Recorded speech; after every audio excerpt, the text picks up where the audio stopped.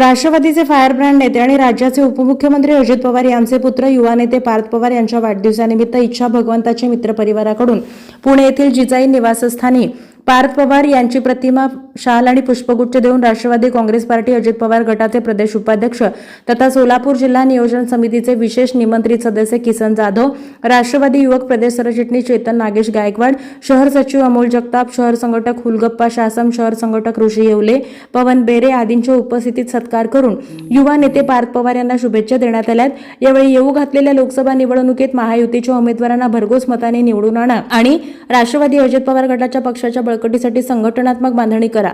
सोलापूर लोकसभा आणि माढा लोकसभा निवडणुकीच्या संदर्भात यावेळी चर्चा युवा नेते पार्थ पवार यांनी केली। यावेळी प्रदेश उपाध्यक्ष किसन जाधव यांनी सोलापुरातल्या विविध अडचणी सोडवण्यासंदर्भात पार्थ पवार यांच्याशी सविस्तर चर्चा केली। सोलापूर शहराच्या विकासासाठी अजित पवारांनी भरघोस निधी उपलब्ध करून दिला।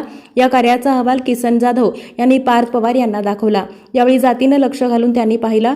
सोलापूरच्या सर्वांगीण विकासासाठी उपमुख्यमंत्री अजित पवारांचं विशेष असं लक्ष नेहमीच असतं।